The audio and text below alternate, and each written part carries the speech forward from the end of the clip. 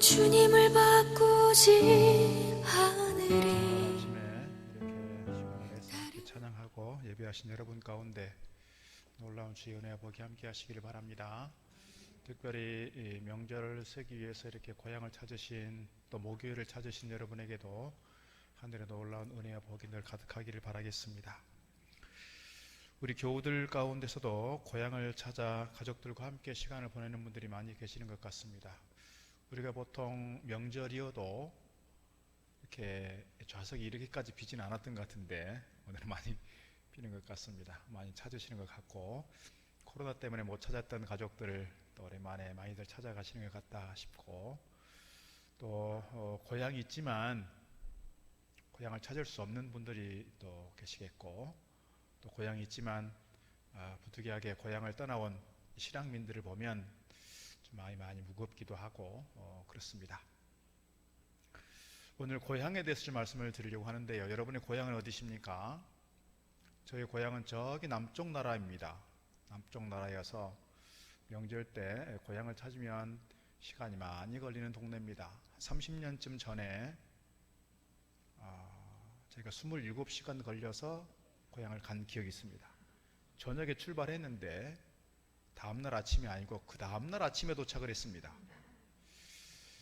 저는 운전을 못할 때였고 저희 형님 차 같이 타고 가는데 혼자 운전을 해야 되니 가다 자고 길은 막히고, 그래서 27시간 걸려서 명일 당일 아침에 도착을 했더랬습니다. 그렇게 오랜 시간 길에서 시간을 보내면서도 불쾌하거나 또는 짜증을 내거나 그러지 않았어요. 이유가 뭐였을까요? 그래도 고향이 있다고 하는, 고향을 찾아간다고 하는, 또 부모님을 뵐 수 있다고 하는 그런 어떤 기대감과 설레임과 사모하는 마음이 있었기 때문에 그랬을 것입니다. 오늘 여기 오신 분들 중에서도 아마 오랜 시간 걸려서 오신 분들이 계시다면 아마 그런 마음이 있어서 명절에 오랜만에 고향을 찾는데 그런 불편한 마음들이 아니라 그래도 기쁘게 달려왔을 것이라 그렇게 생각이 들어집니다. 명절만 되면 늘 이렇게 실향민들이 우리 아브라함 남선교회에서 판문점 방문하겠다고 지금 계획하고 있는데, 판문점 근처에 그 망향의 재단 이런 게 있잖아요. 그래서 늘 그게 방송에 나올 때 되면 고향을 잃어버린 분들의 그 마음이 어떨까 그런 생각을 간혹 할 때가 있습니다. 예전에 보면 그렇습니다. 명절이 돼도 고향을 못 찾는 분들 가운데 보면 건강이 안 좋아져서, 또는 가정적으로 어려움이 있어서, 또는 뭔가 하다가 실패해서 내 약한 모습, 내 초라한 모습을 부모님에게, 고향 친구들에게 보여주고 싶지 않아서 차마 고향을 찾지 못하는 분들이 간혹 계셨습니다. 혹시 여러분 가운데 그런 분 계시다면 그래도 부모님을 찾고 그래도 고향을 찾는 것이 그래도 효도하는 것이고 그래도 마음을 함께 나누는 거다, 그런 생각을 갖습니다. 오늘 고향에 대한 말씀을 오늘 세 가지로 오늘 본문을 중심으로 말씀드리려고 합니다. 첫째로 드리고 싶은 말씀은 나그네 같은 우리 인생 모두에게 고향이 있다는 것입니다. 우리는 모두 어떤 인생이냐? 나그네 인생이다. 나그네 인생 한번 왔다 가는 것이고, 오늘 본문 말씀도 보게 되면 외국인과 나그네라 그랬습니다. 13절 이렇게 기록합니다. 이 사람들은 다 믿음을 따라 죽었으며, 이 사람들은 다 누구냐면 믿음의 선진들입니다. 아브라함을 비롯한 이삭과 야곱 이런 분들이죠. 믿음을 따라 죽었으며 약속을 받지 못하였으되 그들이 살아생전 하나님께서 주신 약속에 대해서 다 눈으로 보지 못했습니다. 그럼에도 그것들을 멀리서 보고 환영하며 또 땅에서는 어떻게 살았느냐? 외국인과 나그네임을 증언하였다 그랬습니다. 믿음의 선진들인 그분들도 이 땅 가운데 살아가면서 나그네 인생으로 살았다는 거예요. 외국인처럼 살았다는 거예요. 또 거류민이라고 표현된 부분들도 있기도 합니다. 창세기 12장 1절 보니까 하나님께서 아브라함을 부르실 때 이렇게 부르십니다. 여호와께서 아브라함에게 이르시되 너는 너의 고향과 친척집을 떠나 그랬습니다. 고향과 친척집을 떠나 내가 너에게 보여줄 땅으로 가라 그랬습니다. 우리 교인들 이렇게 보면 일동에서 나고 자란, 정말 일동이 자기의 고향이신 분들이 많지 않더라고요. 어떤 분들은 이렇게 일동에 있는 남편에게 시집 와서 일동에 정착하는 분도 계시고, 어떤 분들은 군대 생활을 여기서 하다 보니까 제대 후에 여기서 정착하시는 분들도 계시고, 어떤 분들은 또 이렇게 도시 생활 하시다가 은퇴하시고 시골로 오신 분들도 계시고, 또 어떤 분들은 도시에서 한참 잘 나가다가 뭐가 잘 안 돼서 좀 시골로 가야 되겠다 하시고 오신 분들도 계시고, 여러 부류의 분들이 계시는데, 오늘 말씀 보니까 고향을 떠나 그랬어요. 고향과 친척집을 떠나. 어쩌면 우리 인생이 그런지 모르겠습니다. 고향에서 늘 평생을 같이 사는 분들은 그렇게 많지 않고, 되게 고향을 떠나서 먼 타지 생활 하시는 분들이 많은 것 같습니다. 근데 오늘 아브라함을 향해 부르실 때 하나님께서 내가 가나안으로 부를 거야, 내가 에베네셀로 부를 거야, 내가 엘리에셀로 부를 거야, 이렇게 부르는 것이 아니라, 내가 분명하게 어디라고 지명을 말해주진 않지만 내가 너를 항상 인도해 갈 거야, 내가 너에게 지시할 땅으로 가라고 말씀하고 있다는 거예요. 오늘 본문 앞부분에 8절, 9절, 10절 보니까 이렇게 기록합니다. 믿음으로 아브라함은 부르심을 받았을 때에 순종하여, 어디로 가야 되는지 잘 모르지만 순종하여 고향집을 떠났단 말이죠. 장래 유업을 받을 땅에 나아갈새 갈 바를 알지 못하고 나아갔으며, 믿음으로 그가 이방의 땅에 있는 것 같이 약속의 땅에 거류하여 동일한 약속을 유업으로 함께 받은 이삭 및 야곱과 더불어 장막에 거하였으니 이는 그가 하나님이 계획하시고 지으실 터가 있는 성을 바랐습니다. 그랬습니다. 아브라함이 고향과 친척을 떠나서 새로운 미지의 세계로 나아갔을 때 하나님께서 예비할 성, 하나님께서 준비한 그 성읍을 바라보면서 믿음의 눈으로 그것을 내다보면서 소망 가운데 주어진 삶을 감당해 갔다 하는 것이 오늘 본문의 기록입니다.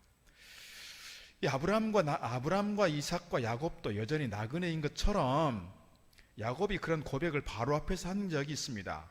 창세기 47장 9절 보니까 야곱이 바로에게 아뢰되 내 나그네 길의 세월이 130년이니이다. 내 나이가 얼마 못 되니 우리 조상의 나그네 길의 연조에 미치지 못하나 험악한 세월을 보내었나이다 했습니다. 야곱이 130년의 인생 돌아보니 자기 인생은 나그네 인생이었고, 자기 아버지와 할아버지 인생에 비하면 자기는 아직은 나이가 많지 않지만 그분들도 여전히 나그네 인생 살았으니 우리 인생 나그네 길 아니겠습니까? 이렇게 우리에게 말해주는 것 같습니다. 우리가 다 나그네 인생입니다. 나그네 인생이라고 하는 것은 어쩌면 내가 고향을 떠나서, 내가 살던 집을 떠나서 잠깐 여행을 하고 있는 사람이다 이렇게 말씀드릴 수 있고, 결국은 어떻게 해요? 고향의 집으로, 내가 살던 집으로 돌아가는 인생, 이것이 뭐다? 나그네다라는 거예요. 나그네다. 베드로도 역시 베드로전서 2장에서 나그네와 행인 같은 인생이라고 말합니다. 사랑하는 자들아, 거류민과 나그네 같은 너희를 권하노니 영혼을 거슬려 싸우는 육체의 정욕을 제어하라 그랬습니다. 우리 인생을 거류민과 행인과 또는 나그네라고 비유하고 있습니다. 여러분, 고향이 언제 그리워집니까? 이렇게 명절이 되면 고향이 그리워집니다. 특별히 고향을 찾지 못하는 분들에게 있어서는 더 고향이 그리운 것 같습니다. 특히 우리 일동 지역에 가끔 예전에 그런 말씀을 들었습니다.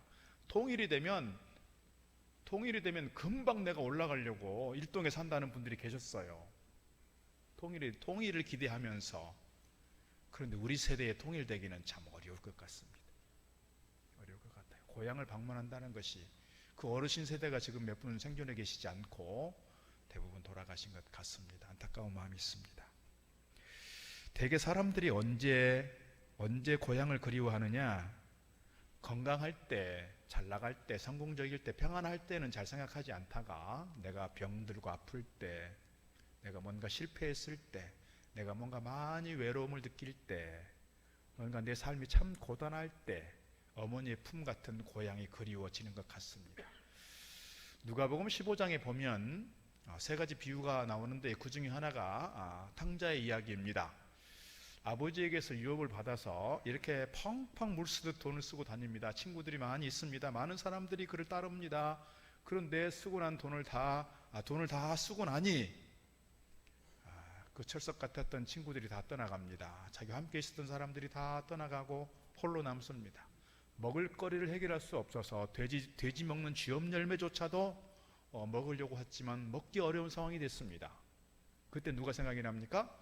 아버지가 생각이 나고 아버지의 집이 생각이 납니다. 내가 아버지의 집에 있었더라면 이런 고생하지 않았을 텐데. 그래서 민망하지만 부끄러움을 무릅쓰고 창피를 무릅쓰고 아버지 집에 가요. 그래서 아버지에게 얘기합니다. 아버지, 내가 아들의 자격이 없으니 나를 종으로라도 좀 써주십시오. 그렇게 고향으로 돌아갑니다. 만약에 그가 돈이 떨어지거나 친구들이 다 떨어지거나 그렇게 외롭지 않았다면 고향 생각하지 않았을지 모르겠어요. 어쩌면 우리 인생이 그런지 모르겠습니다. 우리가 잘 나갈 때, 평안할 때 고향이 그립지 않다가 명절이 되면 또 내가 뭔가 아프고 힘들고 뭔가 좀 실패했다고 느낄 때 고향을 많이 찾게 되는 것 같습니다. 존 밀턴이라는 영국의 시인은 신라권에서 이렇게 말하고 있습니다. 아담과 하와가 에덴 동산으로부터 추방된 이후로 모든 인간들의 마음속에는 에덴을 그리워하는 마음이 있다 그랬습니다. 에덴을 잃어버린 모든 인간들에게 에덴을 그리워하고 에덴을 사모하는 그런 마음들이 있다라고 하는 이야기이죠. 그래서 잃어버린 고향을 그리워하는 마음이 누구에게나 있다는 것이죠. 여러분, 고향을 얘기할 때 세 가지 고향이 있다고 합니다. 첫 번째 고향은 내 육신의 고향이에요. 내가 태어나고 내가 자란 고향이에요. 제가 일동에 부임하면서 우리 큰아이에게 물었어요. 너는 고향이 어디라고 생각하냐? 중학교 2학년 말이었습니다. 제 고향이 아버지 고향 아니에요? 그러더라고요. 거기는 아빠 고향이지. 너는 고향이 어디냐? 그랬어요.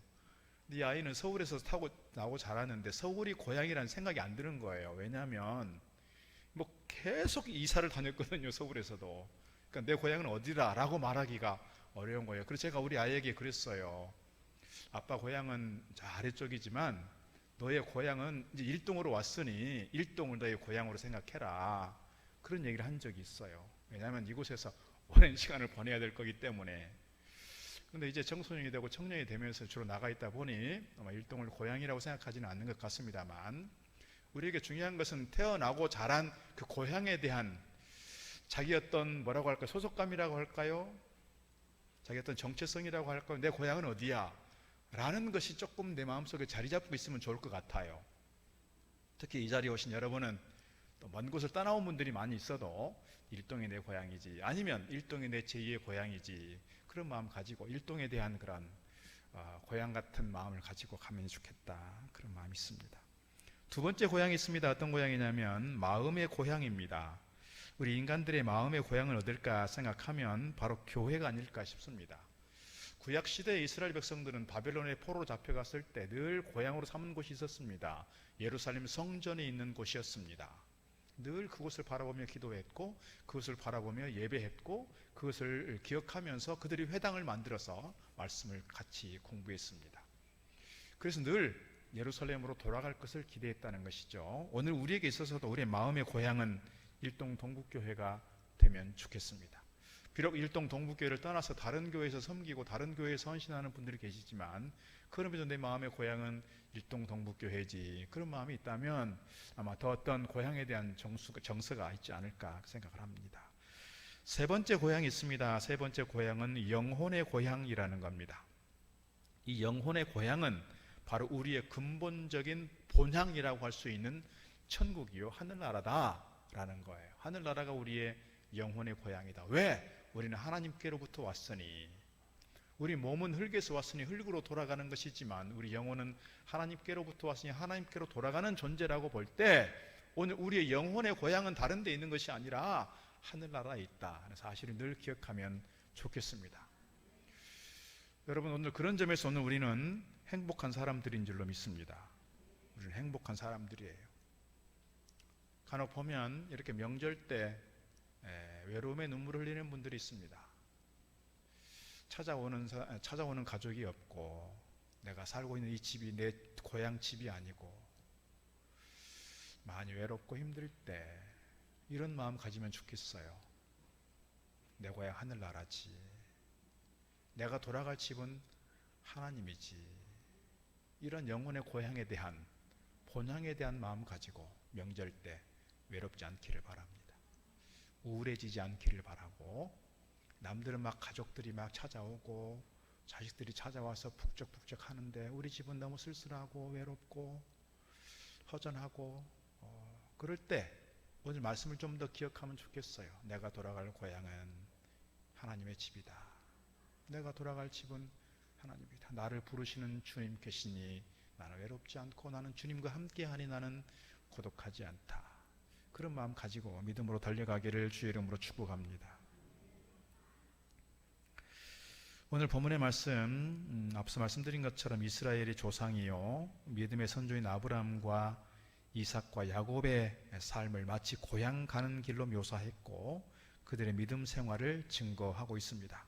그들은 믿음으로 살았고 이 땅 가운데 살아갈 때 외국인과 나그네로 살았다라고 하는 것이지만, 그러나 외국인과 나그네로서의 삶을 살아가면서 늘 이 땅 가운데 소망을 두고 살아가는 것이 아니라 천국에 대한 소망을 가지고 믿음으로 달려갔다라는 것을 우리에게 잘 이야기해 주고 있습니다. 오늘 우리가 이 땅 가운데 발을 딛고 살아가지만 이 땅의 소망이 아니라 우리 영혼의 본향, 영혼의 고향인 천국을 바라보면서 믿음 가운데 잘 달려가는 저와 여러분 되기를 축복합니다. 두 번째, 오늘 우리에게 주는 교훈은 더 나은 고향으로 가는 사람들이 있다는 거예요. 더 나은 고향, 더 나은 고향이 어디냐? 본향이라는 것이고 앞서 말씀드린 것처럼 우리 영혼의 고향인 천국을 향해 달려가는 것이다 라고 하는 거예요. 오늘 본향에 대한 말씀들이 여러 번 반복됩니다. 14절 보니까 그들이 이같이 말하는 것은 자기들이 본향 찾는 자임을 나타냄이라. 그들이 나온 바 본향을 생각하였더라면 돌아갈 기회가 있었으려니와 그들이 이제는 더 나은 본향을 사모하니 곧 하늘에 있는 것이라 그랬습니다. 여러분, 우리가 본향에 대해서 생각하고 천국에 대해서 또는 하늘나라에 대해서 자꾸 생각하는 것은 그래도 우리에게 뭐가 있기 때문에, 믿음이 있기 때문에 이것을 믿음으로 받아들이는 거예요. 근데 믿음이 없는 사람들은, 교회를 다니면서도 천국에 대한 확신이 없는 사람들은 이 말씀을 들어도 내 얘기로 들려오지 않는다는 거예요. 그러니 안 믿는 사람들은 오죽하겠느냐는 거예요. 안 믿는 사람들은 늘 어디에 소망이 있어요? 이 땅에 소망이 있어요. 그러니까 집도 넓혀가야 되겠고 돈도 많이 모아야 되겠고 뭔가 성공해야 되겠고 뭔가 많이 취해야 되겠고 명예도 이름도 다 내 것이 되어야 되겠고, 그러다 보니 늘 심각한 경쟁 사회 속에서 남을 이기고 올라가야 뭔가 이렇게 성공한 것 같고 뭔가 취한 것 같고 뭔가 이름을 얻은 것 같고 그런 것 같습니다. 오늘 우리가 하나님의 사람들로서, 믿음의 사람들로서 늘 우리의 어떤 초점이, 우리의 어떤 궁극적 소망이 이 땅이 아니라 천국의 땅을 기억한다면 오늘 우리가 무엇을 바라보고 가야 되느냐 하는 거예요. 분명하게 하나님 나라에 대한, 천국에 대한 이야기를 성경에서 거듭거듭 우리에게 말씀하고 있습니다. 요한복음 14장 2절에서 주님께서 내가 너희를 곧 떠나겠다고 하시면서 이렇게 기록합니다. 내가 너희를 위하여 처소를 예비하러 간다 그랬습니다. 처소를 예비하러 간다. 고린도후서 5장 1절 보니까 하나님께서 지으신 집, 곧 하늘에 있는 영원한 집, 우리가 우리의 손으로 지은 집이 아니라 하늘에 있는 영원한 집을 바라보며 내가 간다 그랬어요. 우리가 가야 될 소망이 어디 있는가를 우리에게 분명하게 말씀해 주는 것 같습니다. 특별히 오늘 우리가 요한계시록을 통해서 주시는 무수한 천국에 대한 말씀들이 있는데 그 말씀들을 보면 우리가 사실 납득하기 어려운 부분도 없지 않아 있어요. 그러나 믿음으로 받을 때 그 천국이 우리의 것이 되어지는 줄 믿습니다. 13세기, 14세기에 마르코 폴로라는 분이 있었습니다. 이탈리아의 상인이고 여행가였는데요. 사진 한번 보여주시면 1254년에서 1324년이니까 13세기 말부터 14세기 초에 있었던 분입니다. 이분이 아버지를 따라서 중국에 약 17년, 몽골에 약 3년 정도 생활하다가 돌아가게 됐습니다. 돌아가서 이분이 동방에서 경험했던 많은 이야기들을 이렇게 얘기를 계속 하는 거예요. 그 사람들이 아무도 믿어주지 않아요. 왜요? 자기들이 이해할 수 없는 세계 이야기였거든요.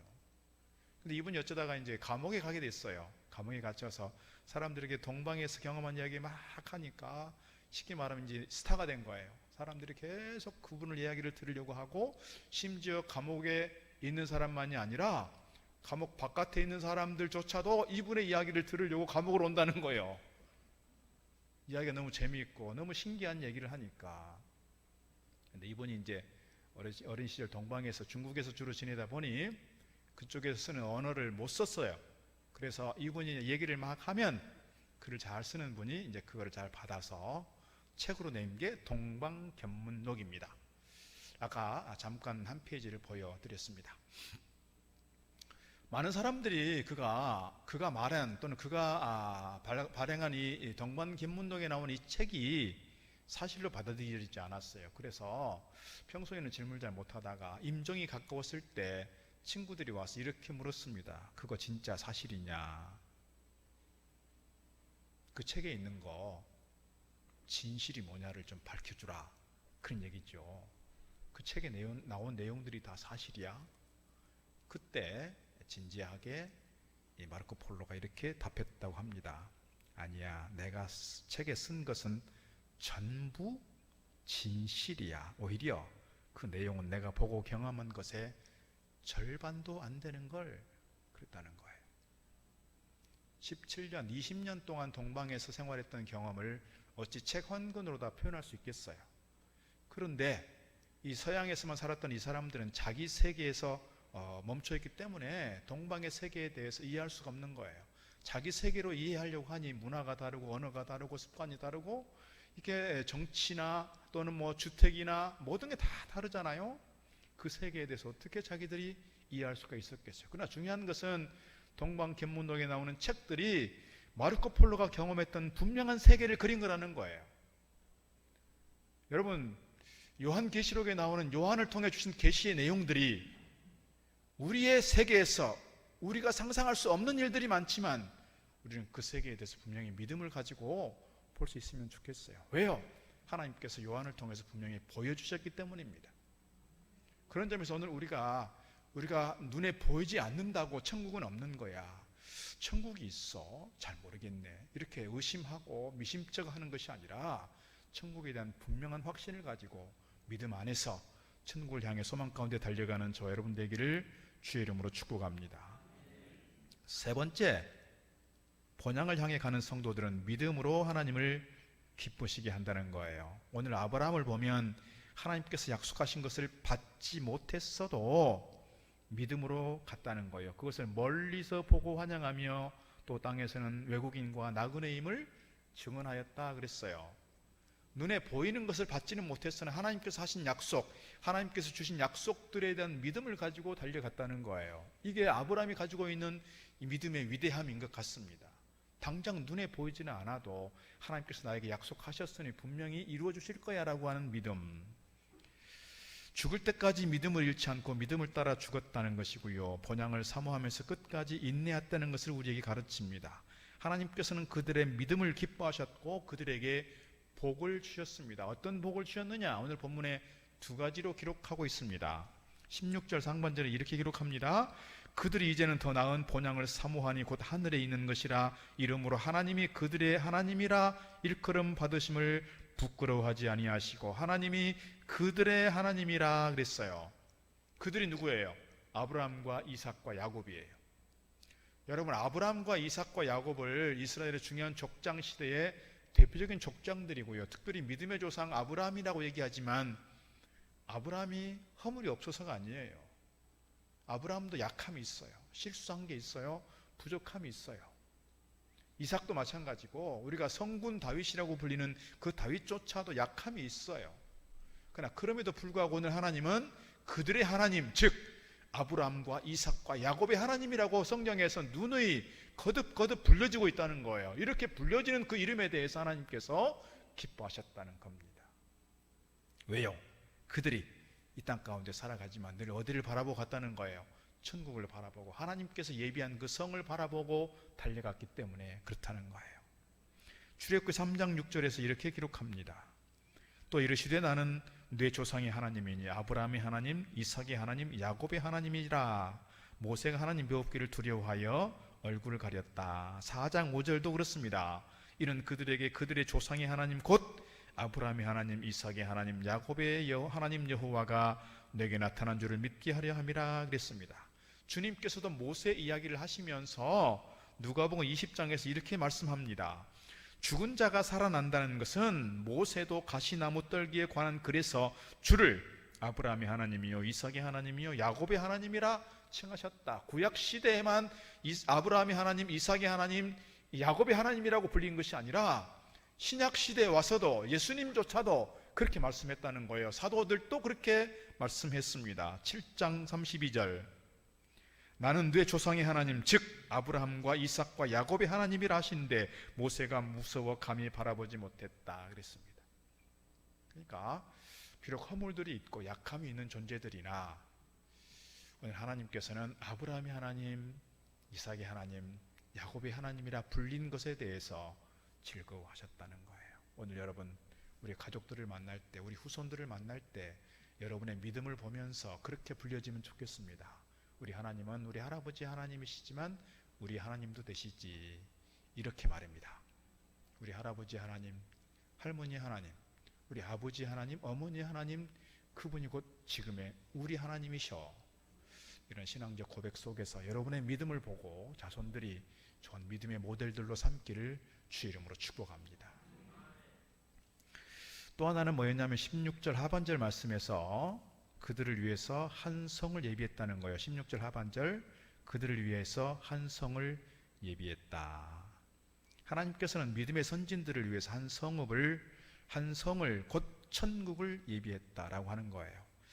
이 천국은 곧 누구의 것이냐? 그래서 우리 믿음의 선조들의, 믿음의 선진들의 것이지만 또 누구의 것이라고요? 오늘 우리의 것이라는 거예요. 그래서 오늘 내가 지금 살고 있는 내 형편이, 내 어떤 삶의 자리가 비록 초라하고 궁색한 것 같고 약해 보이고 적어 보이고, 그래도 우리가 부끄러워할 것이 없는 것은, 우리가 우울하거나 창피하지 않을 것은 뭐예요? 하늘 아버지가 우리 아버지시고 천국이 내 것이기 때문입니다. 천국이 내 거라는 거예요. 여러분, 하늘 아버지가 여러분 세상을 다 지으시고 지금도 역사 가운데 섭리하시고 운행하시는 그 아버지가 우리 아버지라는 거예요. 우리 아버지. 어렸을 때 생각하면 그렇습니다. 아이들하고 이제 친구들하고 놀고 뭐 땅 따먹기 하고 뭐 이렇게 오징어 게임하고 뭐 소꿉놀이 하고 공도 차다가 해가 넘어가면 집에서 부릅니다. 성일아 밥 먹어라 하고 부르면 갑니다. 다 내려놓고 간단 말입니다. 그래서 친구들이 다 이렇게 흩어지는 거예요. 부르는 순서대로 가잖아요, 이렇게. 그런데 생각을 해보세요. 부르는 사람도 없고 갈 집이 없는 사람이라면 얼마나 아프겠어요. 얼마나 쓸쓸하겠어요. 친구들은 다 자기 집으로 가고 나는 갈 집이 없고 나를 불러주는 사람이 없으면 얼마나 외롭고 마음이 아프겠냐는 거예요. 오늘 우리는 어떤 가운데 있든, 여러분, 나그네라는 게 그렇잖아요. 친구들하고 소꿉장난하고 친구들하고 오징어 게임하고 땅 따먹기 하다가 여러분 땅을 좀 많이 땄어도 성일아 밥 먹자 하면 어떻게 해요? 다 놓고 가는 거예요. 땅을 조금밖에 못 땄어요. 성일아 밥 먹으라 하면 또 가는 거예요. 우리 인생이 그렇다니까요. 우리 인생 살아가면서 내가 뭐 열심히 일했고 열심히 사는 것 물론 중요한 일이고 내가 많은 건 누리는 것 중요하지만 성이라 오너라 하면 가는 거예요. 내가 얼마를 가졌던, 어떤 지위를, 어떤 명예를, 세상에 그 무엇을 가졌던, 그것이 많고 적든 오라 하면 가는 거예요. 이게 우리 인생이라는 거예요. 그러니 천국에 대한 분명한 소망이 있는 사람들은 지금 내가 어떤 자리에 있든 내가 어떤 처지에 있든 그것 때문에 슬퍼하고 아파하지 말자는 거예요. 왜? 우리를 부르시는 우리 하나님이시고 우리가 돌아갈 본향이 있다. 그것이 천국이라고 하면 우리가 결코 슬퍼할 것이 아니라는 것입니다. 오늘 그런 점에서 내가 지금 어떤 처지에 있든 내가 돌아갈 본향이 있다는 걸 기억하고 우울해하지 않고 기쁨으로 우리에게 주어진 삶을 잘 감당하기를 주의 이름으로 축복합니다. 오늘 16절에 다시 보면 저희가 이제는 더 나은 본향을 사모하니 그랬습니다. 더 나은 본향, 곧 하늘에 있는 더 나은 본향을 사모하는 사람들이 어떻게 살아야 되느냐? 한 가지만 말씀을 드리면 기쁘게 살면 좋겠어요. 기쁘게. 테레사 수녀가 그랬다고 하지요. 테레사 수녀가 그 후배들이 이제 이 수녀로 이렇게 지원하는 사람들이 있을 때 면접을 하는데 세 가지 기준이 있었다고 합니다. 첫 번째, 첫 번째 잘 웃는 사람, 두 번째 뭘까요? 잘 먹는 사람, 세 번째는요 잘 자는 사람입니다. 여러분, 수녀가 되려면 뭔가 이렇게 헌신의 각오도 있어야 되겠고, 뭔가 이렇게 소명도 분명히 해야 되겠고, 그러지 않을까요? 그런데 테레사 수녀가 가만히 돌아보니 그게 중요한 게 아니더라. 정말 내가 소명이 있는 사람이라면, 내가 정말 건강한 신앙을 가진 사람이라면 첫 번째 뭐라고요? 늘 기쁨이 있고 잘 웃는 사람, 미소가 있는 사람. 두 번째는 잘 먹는 사람, 아무거나 잘 먹고, 그 다음에 잘 자는 사람.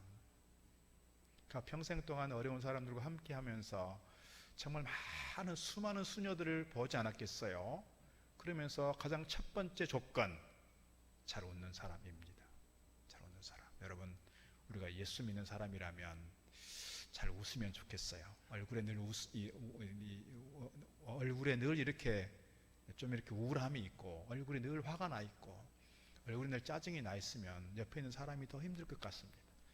우리가 정말 힘들고 어려울 때 주님을 바라보면 그럼에도 우리에게 기쁨이 샘솟는 줄 믿습니다. 우리 자녀들을 키우면서 그렇잖아요. 우리 자녀들이 늘 웃고 화목하고 건강하게 밥 잘 먹고 잘 자고 그러면 좋을 것 같아요. 근심이 없을 것 같아요. 자녀들 때문에 걱정하지 않을 것 같아요. 그런데 우리 자녀들 보니 늘 우울하고 얼굴에 이렇게 좀 그을음이 있고 그늘이 있고 잘 먹지도 않고 잠도 잘 못 자고 늘 그렇게 있으면 부모의 마음이 걱정이 되고 염려가 될 것 같아요.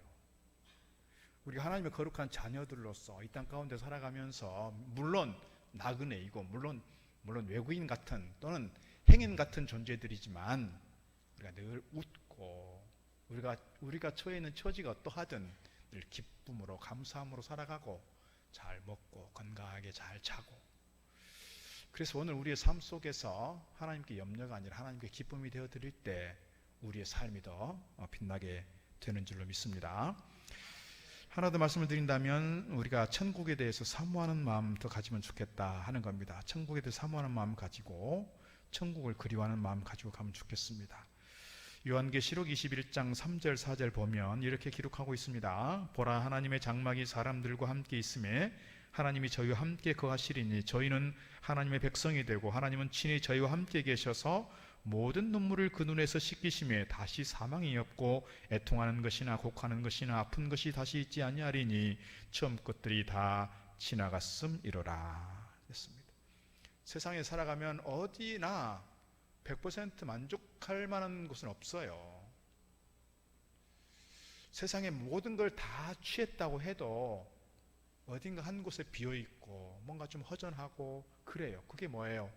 영적인 고향을 잃어버렸을 때 그렇다는 거예요. 영적인 고향을 잃어버렸을 때. 그런 점에서 오늘 말씀해 주는 것처럼 눈물이 없고 사망이 없고 곡하는 것이나 질병이 없는 그곳, 세상에서 모든 것을 다 내려놓고 이제는 온전한 부활체의 모습으로, 온전한 영성체의 모습으로 하나님 앞에서 함께 예배하며 찬양하며 하나님께 영광 돌리는 그 천국에서의 삶을 기대하면서 우리가 믿음으로 바라볼 때 오늘 우리의 삶을 이기고 승리하게 되는 줄 믿습니다. 이 천국에 대한 확신이 없으면 자꾸 내 힘든 것만 보이는 거예요. 어려운 것만 보이는 거예요. 나를 힘들게 하는 사람만 보이는 거예요. 그러니까 행복하지 않아요. 늘 짜증이 나 있어요. 늘 공격적이에요. 그래서 오늘 우리가 세상을 바라보고 살아가는 것이 아니라 어떤 사람에게만 뭔가를 기대하는 것이 아니라 늘 천국을 바라보며 살아갈 때 우리에게 기쁨이 있고 우리에게 감사가 있고 우리에게 주어진 인생의 과정 어찌 보면 이 나그네의 길을 가는 데 있어서 쉽지 않을 거예요. 어려운 일이 있을 거예요. 시련도 만날 거예요. 고난이 있을 거예요. 그러나 이것을 참고 견디며 이길 수 있는 힘은 어디서 오느냐? 천국에 대한 확신, 천국에 대한 소망, 천국에 대해서 사모하는 이 마음 때문에 오늘 우리가 살아가는 이 삶의 과정들에서 만나는 어려움들을 능히 이기고 승리하게 되는 줄 믿습니다.